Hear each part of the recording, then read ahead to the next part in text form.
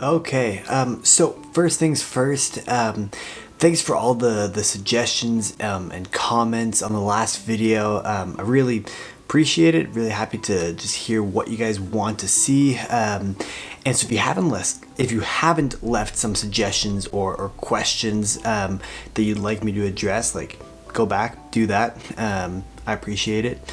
Also, if you're not subscribed, like go and do that. I post videos just like this every week, so if that interests you, hit the subscribe button. But yeah, so this is what we're doing here today is the final video in this discipleship series. So part 3, and it also coincidentally relates to one of you guys' comments on that last video about how do you evangelize / talk to people about God. And so yeah, that's what we're talking about today, biblical evangelism. So first things first, here is a very important aspect of discipleship, of evangelism, exponential growth. Okay, so this is me from the editing stage. I just want to clarify, so I'm in the process of switching from Premiere Pro to Final Cut Pro in terms of my editing software, and so I don't actually have the graphics ready for these videos, so that's why the graphics are kind of just like weird and lame and boring. Just thought I'd clarify. So let me explain what I mean by this. So Bill Hull, I think I'm saying his name right, Bill Hull, wrote a great book titled Conversion and Discipleship. And I want to take a look at oh man, I just can't talk tonight. I want to take a look at a couple of the things that he says. So here's a great quote from the book. While there are many good projects that we can do, they will be judged either valid or void depending on their contribution to making disciples.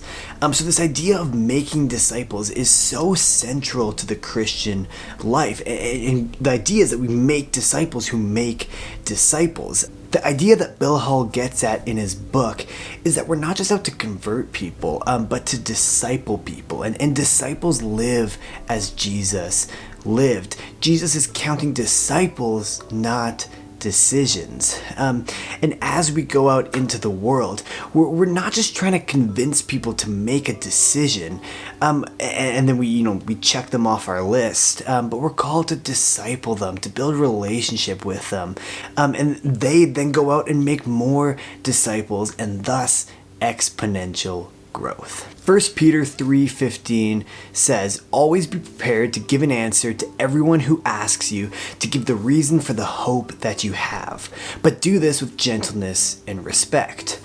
I think this is a very important way to look at what evangelism truly is. And let's get away from the things that may have ruined some of our views of evangelism. People on the street yelling that you're going to hell, like that kind of thing. So we're going to get away from that, and let's look at it like this. When we evangelize, we're giving an answer for the hope that we have. That's what it's about. As Christians, we have been saved from death, and we've been given eternal life, and we have so much hope, even in the midst of a broken, chaotic world. And that's what we're called to share. So yeah, I mentioned people yelling on the street, and about how I personally don't agree with that method of evangelism. You may have a different opinion. Feel free to have a different opinion. But let's talk quickly about what biblical evangelism is not. Alright, so number 1, evangelism without love is not biblical evangelism. As we're giving an answer for the hope that we have, we need to do so with gentleness and respect, as it says in 1 Peter. And I think there's this misconception that saving someone from hell is so important that, if I need to be a little aggressive, so be it. But obviously, yes, this this gospel is super important, and it's super important that we share the gospel. But the gospel is all about love, and it needs to be shared with love. Otherwise, it's completely undermined. And that's my problem with people, on the streets yelling that you're going to hell, or even those old billboards with a similar message.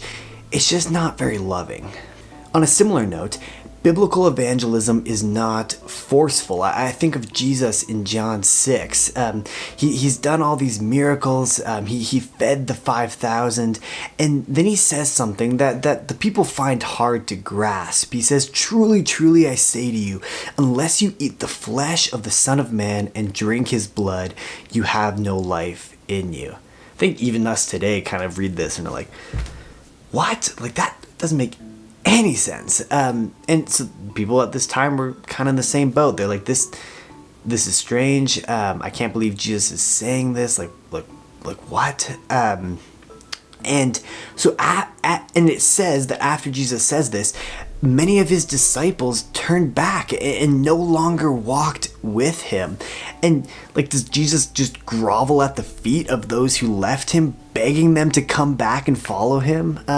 No, he actually turns to the 12 and says, "Do you want to go away as well?" And it's super interesting because evangelism is not about forcing people to follow Jesus, because Jesus didn't force people to follow him.